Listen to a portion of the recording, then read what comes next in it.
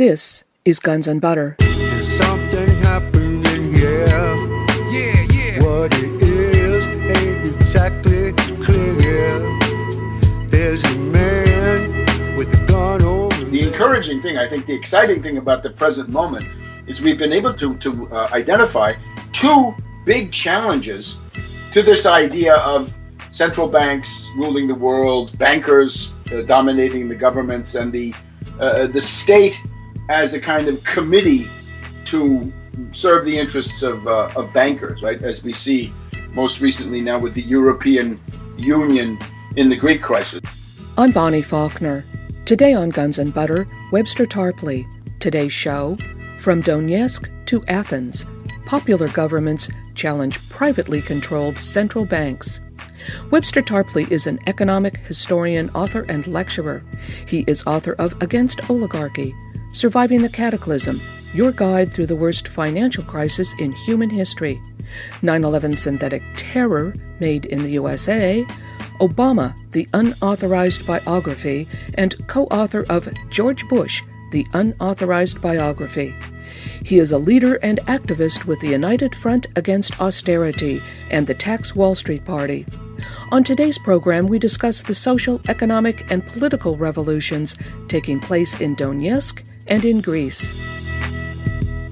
Webster Tarpley, welcome. Thank you so much. There are two social, economic, political revolutions that I want you to talk about. One in Donetsk in eastern Ukraine and the other in Greece. What is the essential feature that these two popular revolutions have in common? Well, I think that's an excellent way to begin in the sense that the principal problem of humanity in our time is an economic breakdown crisis, right? We have had a world depression since 2008. This has been very severe, and it really has never gone away. It has ups and downs, but it's still with us. And the standards of living in the developing sector, right? If we exclude from consideration China, which has done a splendid, enviable job in lifting 400 to 500 million people out of poverty, you'll see that the parts of the world that have remained under the yoke of finance capital from the City of London or Wall Street, the conditions in those places have deteriorated. So we have to address this question of the planetary governance of the world economy. And as soon as we look at this, we find that it is an interlocking system of private or privatized central banks. They all come from the model of the Bank of England in the late 1600s, right, where you had Newton and Locke buying the shares. So it's the idea that a committee of wealthy families arrogates to itself the credit powers of a large modern state. There's also the foundation of the Bank of France at the time of Napoleon. Napoleon got a letter from 20 or 30 wealthy families, and they said, look, we want to operate as a national bank, even though it's just us private interest families who are going to get all the benefits. We'd like to call ourselves the Bank of France, and we want you to defend us with your troops, and we want to have the legal system rigged in our favor. So if you counterfeit money, you go away for life. If you undermine our monopoly of money, and on and on. So the question of a central bank has always been the idea that instead of serving the national interest, you have a central bank controlled by bankers, operating in secret, not subject to many laws, and somehow they see their principal function in serving the credit needs or bailout needs of a bunch of predatory private financial institutions. And there's no doubt that the creation of the Federal Reserve Bank 100 years ago is precisely along those lines. And after that, this model of Bank of England, Bank of France, U.S. Federal Reserve system, that has spread around the world. So the entire planet is really under this yoke. And the question is anybody willing to challenge that? And how could this existing system be torn down? And what could you put in its place? And I have to say from the very beginning, if you go back to Henry Clay and Abraham Lincoln, they essentially knew what to do. that you've got to have a national bank. And the national bank is like the first Bank of the United States in Philadelphia, created by Alexander Hamilton, or the second Bank of the United States, also in Philadelphia, created by Henry Clay and a group of other veterans from the War of 1812. That's the successful model, the national bank. And variations on that have done very well in places like Japan, the MITI, the Ministry of International Trade and Industry, or the Taiwan experience in Taiwan. And we could go through a long list. There were elements of dirigism or this kind of national banking in a government like that of General Charles de Gaulle of France and so forth. But in our time, this tendency, the positive tendency of a Hamiltonian national bank with a dirigistic credit system, in other words, a credit system that tries to promote broad-based economic development, raising standards of living, raising levels of wages, increased longevity, cultural and social improvements up and down the line, the promotion of science, the promotion of vanguard industries, and so forth. This has essentially it's died out outside of places like China and a couple of others, even in Russia, right? The neoliberal ideology of the faction that seems to control the central bank is an extreme problem. So instead of having a reasonable arrangement, you've got this awful neoliberal ideology, monetarism, and the idea somehow that bankers do rule the world and they ought to rule the world. So what can be done about this? And the encouraging thing, I think the exciting thing about the present moment is we've been able to identify two big challenges to this idea of central banks ruling the world, bankers dominating the governments, and the state as a kind of committee to serve the interests of bankers, right? As we see most recently now with the European Union in the Greek crisis. So here's the insight that I bring to this is the following.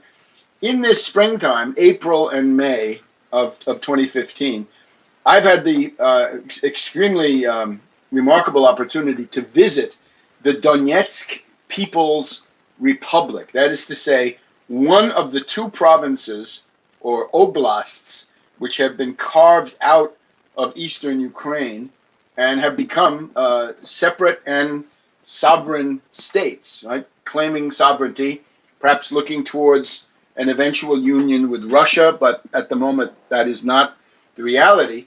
And in particular then to look at what happened in Donetsk as a revolution of the middle class, a mass strike, which I think has got lots and lots of lessons for people in the United States. If you're interested in radical political change, you better be studying Donetsk. And I'm afraid so far it comes down to a few broadcasts and some writings by me.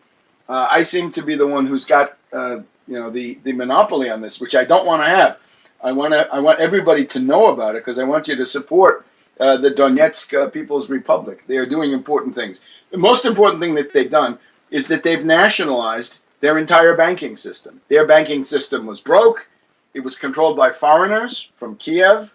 It was controlled by people like Kolomoisky, the arrogant and vicious oligarchical bully who wanted to control really the entire country. They didn't want to allow that. So they nationalized all the banks, and they kept one group open, the Kolomoisky group, and they used that to pay the pensions of the people. The Kiev government owed it to the people, but wouldn't pay. So in order to avoid a social crisis, the people in Donetsk said, okay, we're going to take over this oligarch's bank, and we're going to pay your pensions out of the money found in that bank, right? Out of I'm sure some choice accounts by other oligarchs got used to pay it. So there's also the fact that in Donetsk, there is no central bank.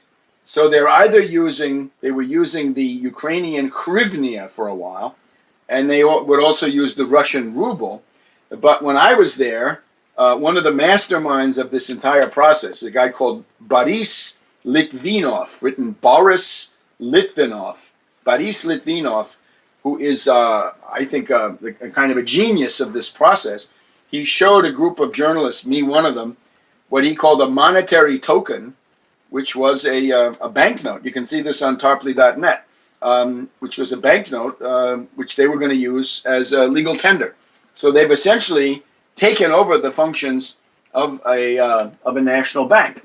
Now, that's in a nutshell what went on in Donetsk, right? And as I said, I've been there twice. I went there once. I met Boris Litvinov, the economic mastermind. I also met Alexander Kaufman, who is the foreign minister, and he was kind enough to invite me to come back on May 11th for the first anniversary of the independence of this new country. And they had a wonderful parade down the middle of Donetsk. This is a coal mining town. It was founded by a British coal mining expert in the late 19th century. It used to be called Stalina. If you looked on the old Soviet maps, it would read Stalino, right? But Stalina in the proper pronunciation. And they had a beautiful parade with all kinds of working class elements. In other words, they had a parade that celebrated coal miners, railroad workers, electrical workers, teachers, medical workers. You compare that to American television, right? American television will celebrate, dope pushers, finance oligarchs from Wall Street, Hollywood degenerates, right? You name it. But in this case, it was working people. So a kind of late Soviet cultural atmosphere, which I think is all to the good.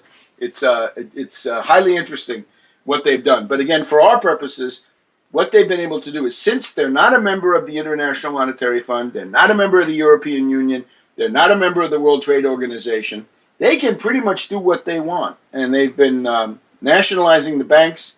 They have a new chain of nationalized, government-controlled supermarkets, which are better and cheaper than any other supermarkets. They've limited the amount of markup that you can practice on goods as it goes from wholesale to retail. It's maximum 30% and not anymore. They are offering collective farms for those who would like to join in them. They are doing everything to maintain coal production at a high level. They're trying to rebuild their railroads, and they've also asserted their national independence. Two examples in this case. Royal Dutch Shell came to Donetsk and told Boris Litvinov and his colleagues, we want to take control of your coal mines. So the answer was, "Niet, get out of here, I'd go home." Hunter Biden, the son of Vice President Biden, who, with a tremendous conflict of interest, works for a predatory hedge fund in Kiev, he came in and he said, "We want to buy your coal mines." And the answer to that was also, "Niet, and there's the door, get out of here while the getting is good."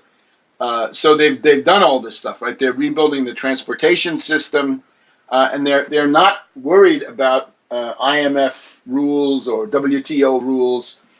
They also want to become, and I think they are already, the one thing that everybody needs to be, which is the world leader in something. And their something is to be the world leader in machine tools used for coal mining. And they have developed this to the point where Chinese and Vietnamese buyers have been coming to them and looking to make some purchases of these things. And all the while, they've got to keep the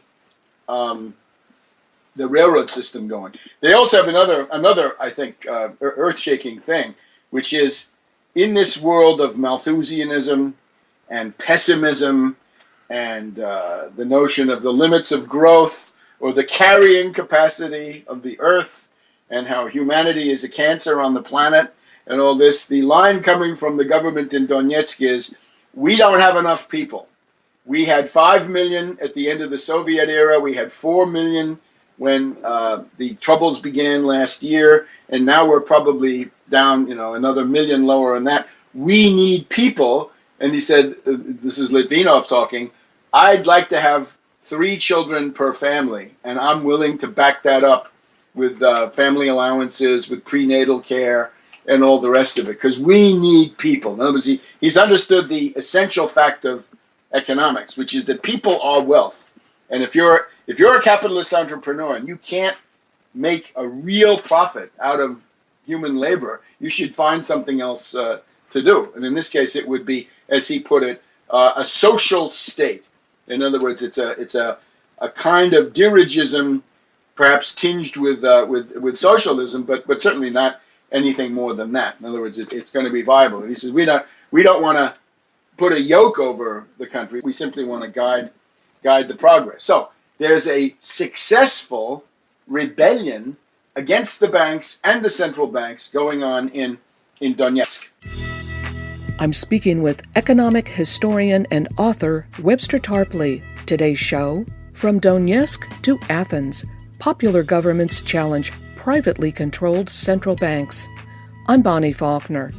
This is Guns and Butter. Let me ask you this. Is Donetsk no longer a part of Ukraine? Not from their point of view, right? If you go to Kiev and you ask this guy, his name is Poroshenko, right? The chocolate king. His policies are insane and they're obscene. So from their point of view, that's a separate country. And they have a foreign ministry. And as I said, I met the foreign minister. I've been in the foreign ministry, and they are a separate country. And they are not going to submit to the yoke of Kiev, which they consider, I think, with a lot of good reason, to be a fascist power.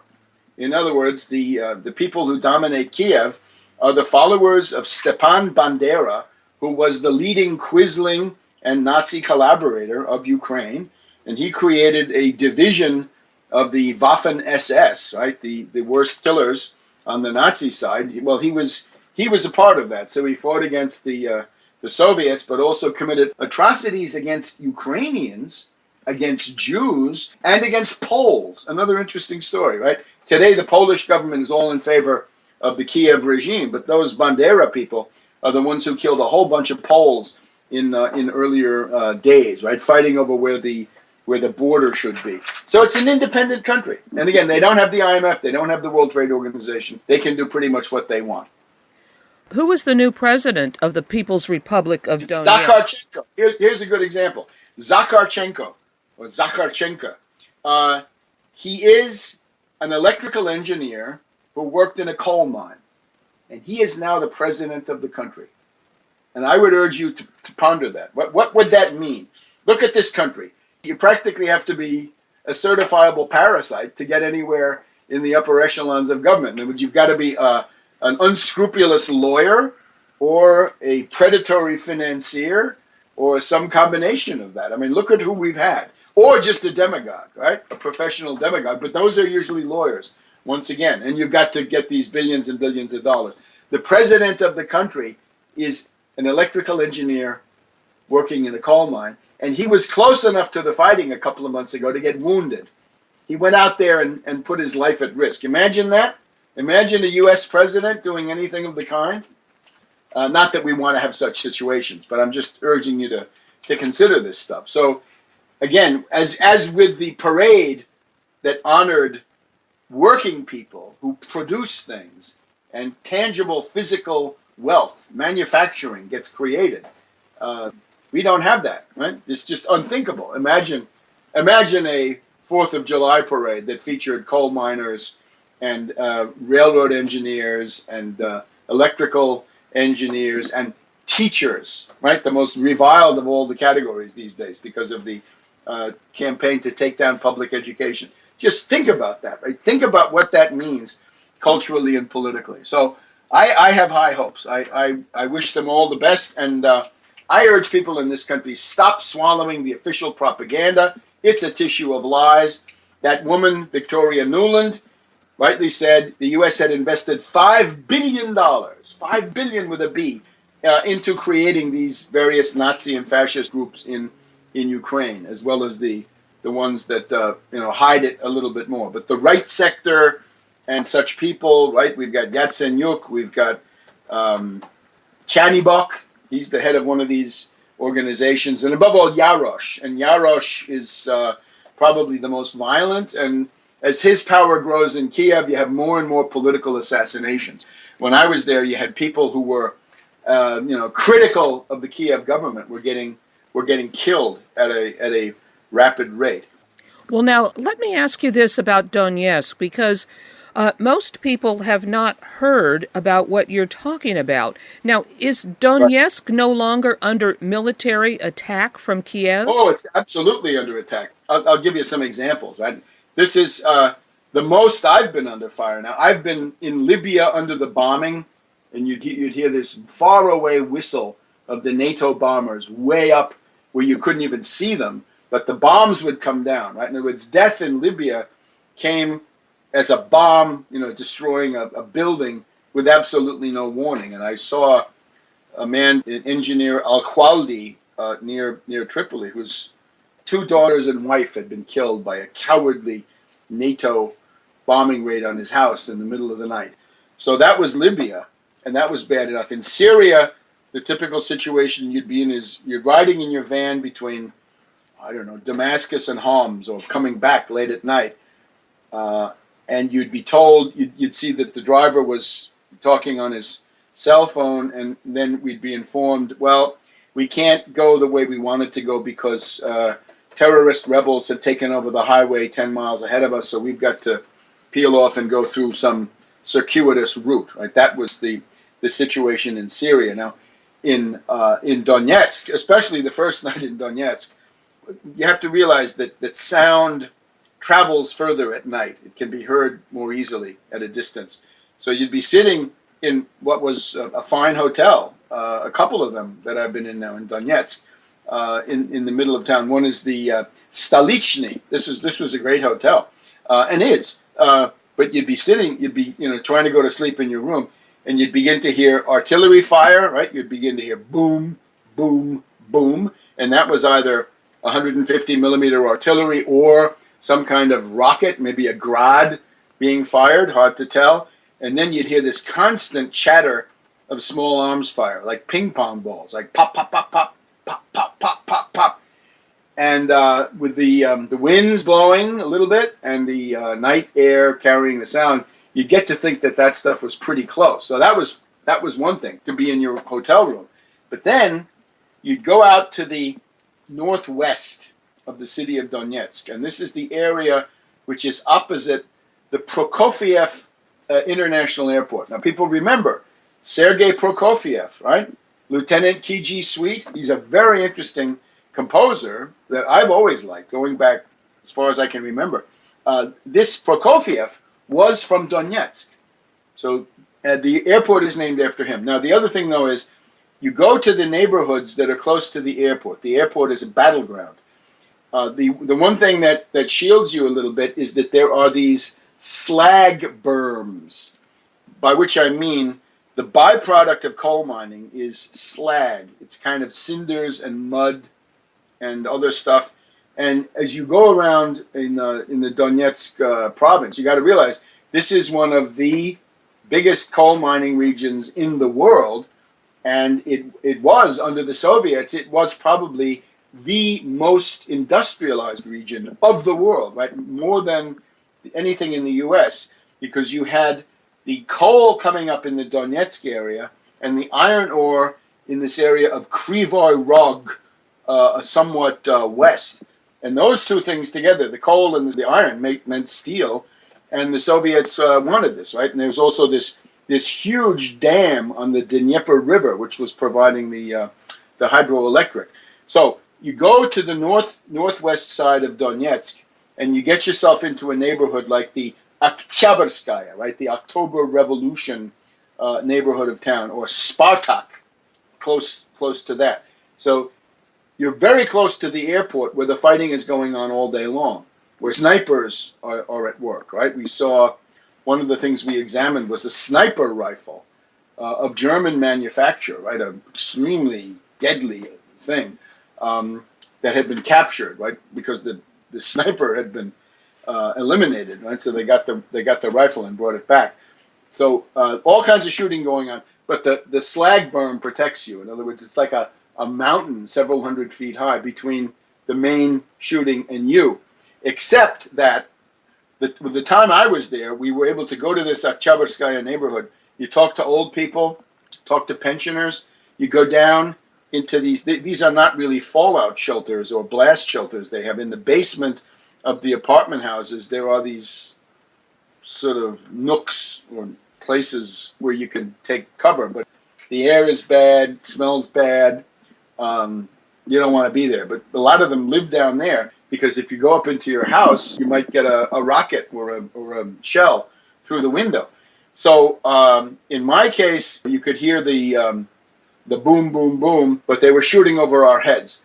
About 2 weeks after I was there, another group came through under the same auspices of this Moscow agency, which was trying to counteract the anti-Russian propaganda in the world by taking people there, right, and showing them what was what, right, showing the other side. So a group of people, including foreign journalists and women, were in this Oktyabrskaya area, and somehow the Ukrainian fascist side saw these people, and they began shooting at them with fairly heavy artillery and trying to kill them. So they had to rush into the underground shelters of these apartment buildings and stay there for hours until they could come out, right? I think they might have had to stay until the sun went down, right? So they could get out of there. But that's the kind of thing that you have. And again, compared to Libya and Syria, I was under more fire, right?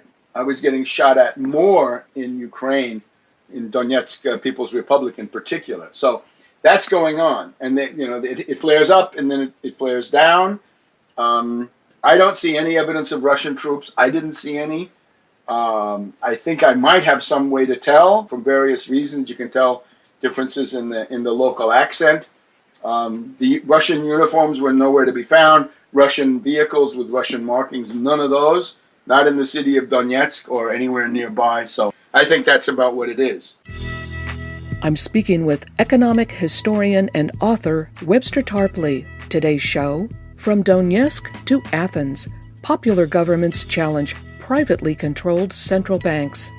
I'm Bonnie Faulkner. This is Guns and Butter. We've talked about the social revolution in Donetsk. Now, Greece has just had a popular referendum. How was the referendum worded? What did it say exactly? What was the choice? Well, I have to say I have not read the excruciating details of this, but the point of it was to say to the Greek people, do you accept the last offer made by the so-called institutions? The institutions are the institutions formerly known as the Troika, and they are the International Monetary Fund, the worldwide enforcer of monetarism, neoliberalism, and looting, right? The European Central Bank, which is the European regional version of that. It is the place where the euro is administered. It is an engine of deflation, exploitation, falling standards of living, and the European Commission. These are the Eurocrats, or as I like to call them, the Eurogarchs, because they are the Brussels bureaucracy. It's a series of sort of ministerial posts. One is economics, one is finance, one is foreign policy, and you get the idea. And was led by this Portuguese quasi-fascist Barroso in recent years, but now it is the Luxembourg former Prime Minister Juncker. And you have to know, the main thing you have to know about Luxembourg is the main thing in Luxembourg is that it's an offshore banking paradise. So if the president of the European Commission is a Luxembourgeois, he represents the Luxembourgeoisie, and he imposes what the bankers want. So the idea was, Greeks, do you accept or reject the recent austerity proposal, which would cut your pensions, cut your wages? It would, among other things, it would have deprived the Greek islands, which are tourist destinations, their special status under certain kinds of taxation. And the taxation would be, if you're a Greek island, you pay a lower value-added tax than the mainland. And if it's your Mykonos or your Crete or places like this, right? These legendary Naxos, whatever you want. All of those people pay a lower we would say sales tax, but it's actually a little bit different. It's the value-added tax. And it looks like part of the surprise in this vote was that the Greek islands, which do have people, they voted, at extremely high levels for the no. The no was no to austerity, no to diktat, no to the Brussels Commission, no to Mrs. Merkel of Germany, the austerity ghoul, no to her ideologue, Finance Minister Wolfgang Schäuble, the guy in the wheelchair that you see. These are both twisted personalities, I would say. They are riding a wave of vendetta and xenophobic hatred of Greece. They are both servants of the banks. In particular, Mrs. Merkel was brought in by a guy called Josef Ackermann, who was the head of the Deutsche Bank. That is the biggest bank in Germany and one of the very biggest in Europe. It is a European zombie bank to all intents and purposes. So between them, Merkel and Schäuble have imposed these austerity packages. And you just have to remember that the debt of Greece, state debt now, is held by Germany first, France second, Italy third. And in particular, we just have the very revealing quotes from a member of the board of the International Monetary Fund. Right? This is a Brazilian. His name is Paulo Batista. And this Batista says, look here, you have to know that the main purpose of the Greek bailout was not a bailout of Greece. It was a bailout of the top German and French banks who held the debt. So it's exactly what we see here in the United States. It's the privatization of profits, as long as that can be done, and then the socialization of the losses. And in particular, it meant that after Lehman Brothers blew up in 2008 and 2009, by the time you got to 2010, you had this sovereign debt crisis, so-called, right? Greece, Portugal, Spain, others, Italy. A lot of that was targeted speculative attacks using, in particular, credit default swaps to go into a market. For example, the market for Greek government bonds in Athens is a very small market. It is not broad. It is not deep. It is not liquid. So a small attack using credit default swaps to imply that these bonds are worth much less than they really are is enough to cause tremendous dislocation, tremendous shock, tremendous losses. And way back when, on my website, tarpley.net, we had an account on the front page of the Wall Street Journal talking about an idea dinner held at the facilities of a brokerage firm, Moness, Crespi, and Hart, where a group of hedge fund hyenas and zombie bankers were meeting to say, how can we essentially speculate on a debt crisis, a sovereign debt crisis, and it was a government debt crisis in Greece and these other countries, which they were planning to create. So it worked. The government in those days in Greece was the reactionary New Democracy of a guy called Samaras. He just quit yesterday because his austerity policies were repudiated. He quit as head of his party. He had been thrown out in January as prime minister. This Samaras was a banker's boy, 1,000%. He gave the banks everything they wanted, and what they wanted was to take their rotten, bankrupt, kited derivatives and turn those into Greek government bonds. And that's what was done. So instead of saying to those bankers, you made the loans, you're left holding the bag, you go bankrupt, or you eat the losses, all of that was socialized onto the backs of the Greek population. And then, in order to procure the liquidity, the cash to pay these extravagant debt payments, debt service and so forth, then the austerity ghouls went into action and said, now you've got to privatize, sell off for bargain basement prices or for nothing all your assets. You've got to sell your ports to foreigners, to the Chinese and others. You've got to massively fire people in your state bureaucracy, right? Bureaucrats and so forth, teachers. You've got to savagely cut your government health programs. We just have a report in the Huffington Post that malaria HIV and tuberculosis are growing by leaps and bounds in Greece under the Troika or institutional bailout program. So it's the same story as it always has been with austerity. Austerity is a blind alley. It simply does not work.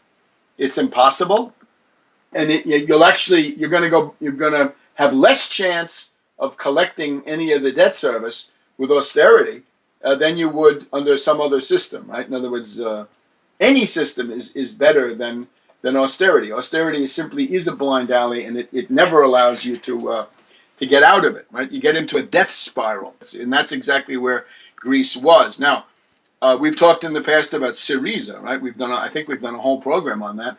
So along comes Syriza with Alexis Tsipras and company, and correctly, they say their principal strategy element is don't be complicit in austerity, fight austerity.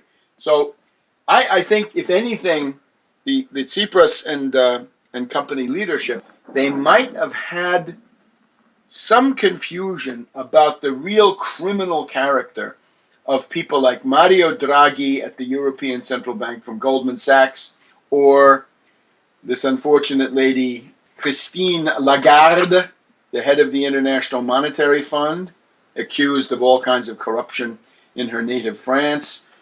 By the time we got to January, the Syriza government came in. I think they thought that somebody would negotiate in good faith, but then we saw that the situation was that these Eurogarchs and Eurocrats, I just went through the catalog, they refused to bargain in good faith in any way. They would not bargain in good faith, and their goal was not even economic. It was regime change. It was, Syriza is in there, they're defying us, they're not kowtowing, they're challenging our power, get rid of them, crush them, destroy them. And that is why we've had this process of negotiation. The guiding principle of the entire Eurogarch bureaucracy, including Merkel, including Hollande, including the European Central Bank, they were guided by one thing: regime change. So the United States has one way of doing regime change, right? You go in and bomb everybody and send in the Marines and overthrow the government. Or if that's not recommended, then you can try a color revolution, right? You send in Gene Sharp, you send in the human rights people, and you can gin up a color revolution and try to overthrow the government that way, right? Send in marketing experts, right? Is it going to be orange? Is it going to be roses? Is it going to be cedars, right? And you play that to the hilt. The Europeans do it differently. The Europeans do economic warfare and strangulation, and that is what they've done. So their goal was to humiliate and destroy the Syriza party, to break up the Greek government and force them out of power. And that's it. So that is then, in the past week or so, Tsipras, I think, finally seeing that the tactics of the Eurogarchs were so extreme that he had to somehow go back and get a new mandate from the Greek population, right, as they face these deadlines. Now, during this summer, the total amount of money the Greeks are supposed to cough up based on these extorted loans that were signed by the right-wing wrecker Samaras, it's about 20 billion, 22 billion euros. So say 25 billion US dollars, something like this. This cannot be paid. It's physically impossible. Cannot be done. Not in the material universe as we know it. You can't get blood out of a stone. You can't get blood out of a turnip. You can't get 25 billion out of the Greek economy with an unemployment rate of 25%. That 25% is about as bad as it got in the United States in the Great Depression. And in the United States in the Great Depression, people were not calling for more austerity and more killer cuts and more genocide and more suicide. They were calling for some kind of relief. So the Syriza principle is the Greek debt should be cut in half by 50%. That this is an illegitimate debt. I mean, I think you could go further, but 50% is a good starting point. Let's cut 50% and see where we go from there. Now, is that extraordinary? Well, no. General Motors, in order to survive, received a write-down, a cut of its debt by 50%. When you see this from the point of view of the bondholders, it's called a haircut, and it says that you're going to have your bond holdings cut in half or whatever it is. Same thing with Chrysler. Chrysler got a write-down, a cut of their debt by about 50%. So you can see it's a normal thing. When Donald Trump went bankrupt with his hotel empire in the early 90s, he got debt relief. He was given various forms of rescheduling and changing the rules and technical adjustments and all this. There's nothing out of the ordinary. And especially in terms of the morality, there was a London debt conference in 1953 attended by all the European countries and the U.S. Now, a lot of these countries had just been occupied and targeted by the Nazis from Germany for genocide.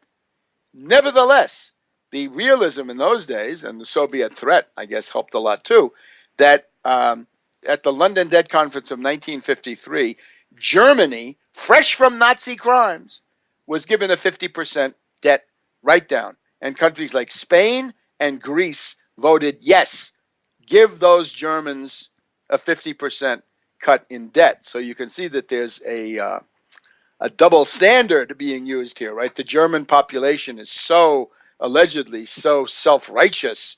If they read the Bild-Zeitung and the Springer Press, right, they're full of rage against the lazy Greeks. And of course, this is simply divide and conquer. And the stupidity of German public opinion is that they don't seem to see that the Greeks get about 10% of this money. That's the estimate. That of the money that was given to Greece, right, the 250 or 300 billion euros that they were given under the bailout program, 90% of that never left Frankfurt, never left Paris, never left Berlin, never left Milan. It stayed there to pay the debt. And the Greeks were lucky to get 10%, which was nothing compared to what they were sacrificing through the killer cuts. So at the end of this, you're talking about genocide. Once again, you're getting into Nuremberg territory, whether you like it or not. So at that point, Tsipras said, let's have the referendum, and the no vote won. So that's where we are. Now, there's one other element, but let's see how we've done up to this point. I'm speaking with economic historian and author Webster Tarpley. Today's show, From Donetsk to Athens, Popular Governments Challenge Privately Controlled Central Banks. I'm Bonnie Faulkner. This is Guns and Butter. Well, let me ask you this. When banks lend money that they know cannot be repaid, isn't this illegal? Isn't that called fraudulent inducement? Yes, it is. And that is, I think, one of the things that everyone should remember is that if you have a default on a large scale, you cannot say that the borrower is the guilty party and that the lender is somehow exempt from all responsibility. And that is the logic of the debt, the haircut, the debt write-down, right? The debt relief, as we've talked about it. Tsipras has said, as of in the aftermath of the referendum, that that the question of debt relief will remain on the table from now on, that they're simply not going to have negotiations that do not include debt relief. Now, of course, crazy Madame Merkel in Berlin says, oh, no, we can't talk about any debt relief. No debt relief for you. And then they tap her on the shoulder and they say, Mrs. Merkel, the Ukrainians are here looking for debt relief. And she says, oh, well, that's a different story. Those are fascists who are working for us against Putin. You see, it's absolutely crazy. So it's a terrible double standard. And again, General Motors, Chrysler, and so forth. So the notion of the morality play, right, that some people are profligate and they live beyond their means and they're improvident, and those Greeks, and they retire at such an early age. And a lot of this stuff is completely made up. But in any case, whether a Greek got to retire at 58 or 62, this has almost no impact on this. In other words, the amounts of money that you can get by making the poor Greek work 2 or 3 more years will never come close to this colossal debt burden. And again, It is physically impossible to repay this. Why even try? Well, the answer again is that they want regime change. Now, here's the thing that I would like to stress, though.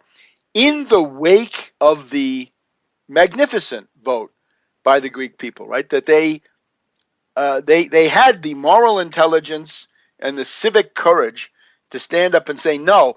Notice they don't say we want to leave the euro. No, not at all. They want to stay in the euro. I think they're right. It's better to stay in the euro, provided that you're going to assemble a united front of countries to take over the European Central Bank. That's your goal. The European Central Bank is right now under Draghi or under Trichet previously the enemy. You've got to take that over. Who are you going to have with you? Well, you got to hope for the Bloco de Esquerda of Portugal. Hope they win. We got to hope that the Podemos in Spain wins. But now here's the thing. In the past 24 hours, we have this interesting phenomenon that a group inside Syriza, having won the referendum, but having also seen that the Eurogharks and Eurocrats are as bad as ever. They don't want to accept the results of this vote, right? They don't care, right? You see these people, I could go through the list of names again. They're all just as idiotic and obsessive as they were before. So now you have to face this fact. What are you going to do if Merkel and Schäuble remain crazy? And here's the thing.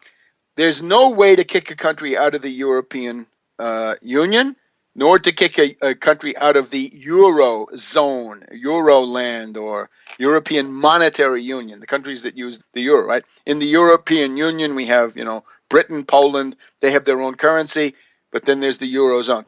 There's no prescribed way to expel anybody.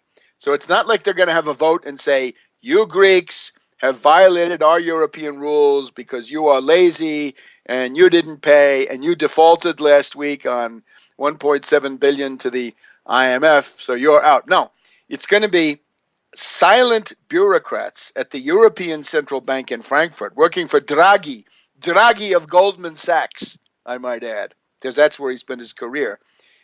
They simply cut off the money, and it's called ELA, Emergency Liquidity Assistance. That's the money that goes from Frankfurt to the central bank in Athens, right? The Bank of Greece still exists. The Bank of France exists. The Bundesbank, the Banca d'Italia, those all exist. They are kind of vestigial, and they have been to a large extent sort of subsumed under the overarching European Central Bank headquarters in Frankfurt.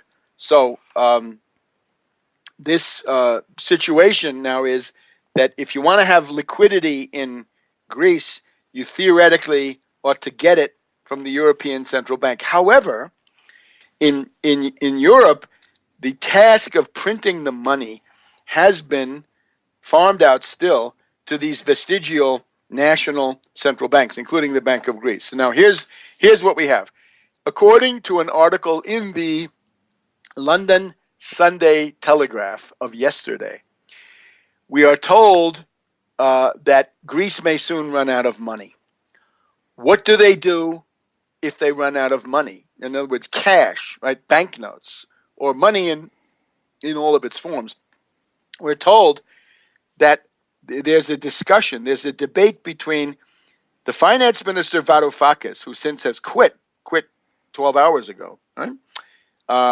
That this Varoufakis said, well, if we run out of money, we can do what California did in 2008 when Lehman Brothers exploded and when Wall Street shut down and the money center banks shut down, the zombie banks, as I would call them.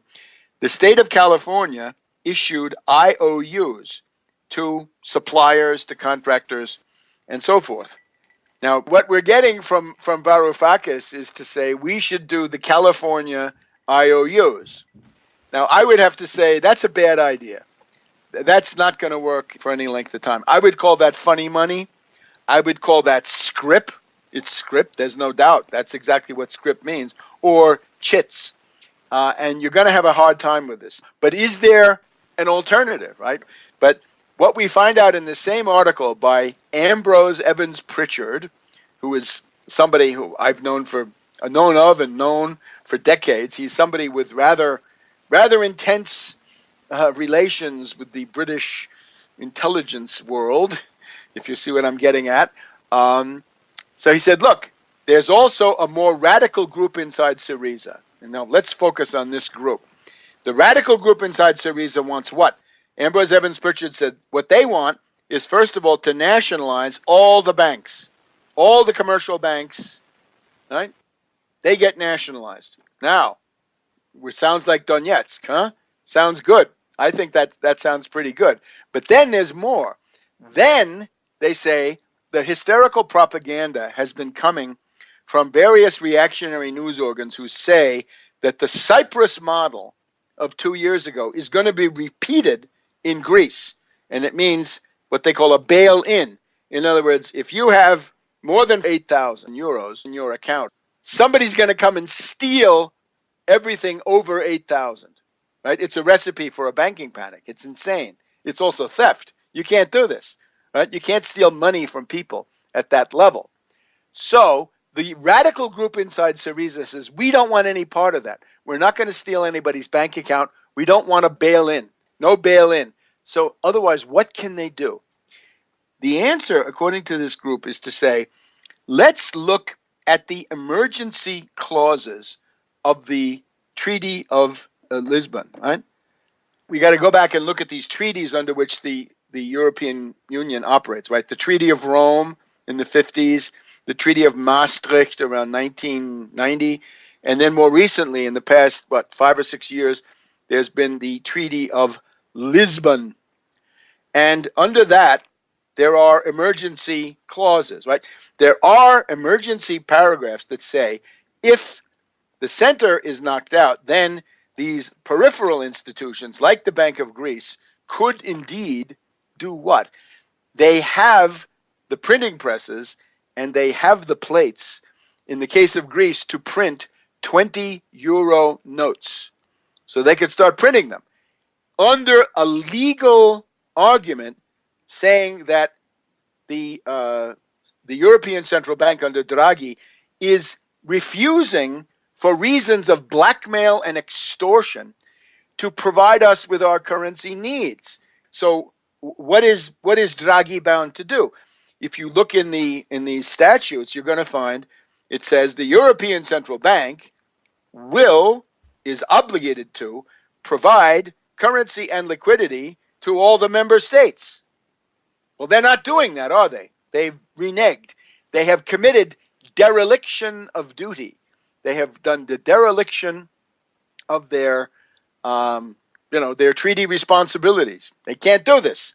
And you can see, this is what you get into when you run the European Commission and the European Central Bank as essentially a debt collection agency and a regime change agency.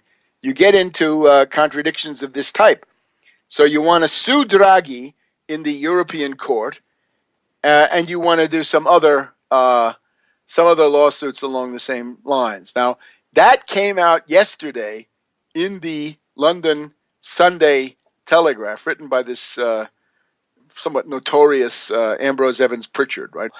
And then 6 or 7 hours after that, we have the fall of Varoufakis. Now, today, the London Daily Telegraph says that they're claiming responsibility for the fall of Varoufakis. They said it was the threat to launch the California-style IOUs that got Varoufakis fired. And I'm sorry, I think it has something more to do with this extremely interesting hypothesis of, after all, attacking the central bank, attacking the European Central Bank by carving off a piece and using it, right? Using it to provide for your liquidity needs. I think that's legal.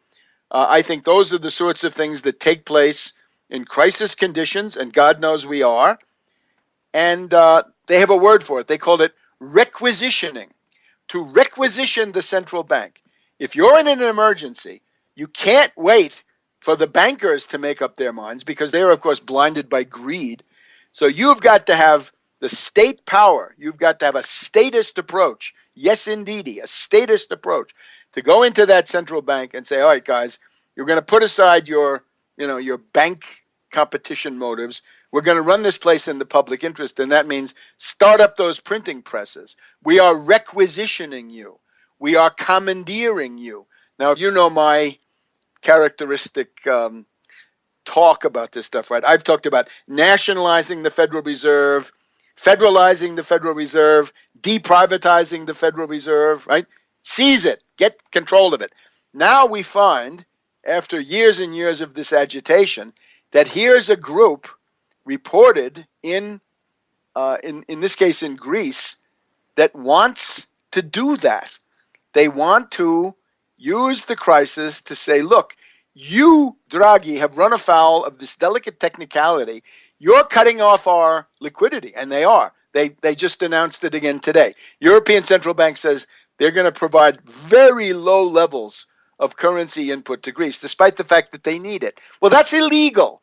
So at that point, we get into the area of the preponderance of the equities, and the preponderance of the equities are that Greece must live. This is more important than the technical rules of the Eurogawks, Eurocrats, and Euro bankers there in Frankfurt. And that's where we are tonight. It's about this question.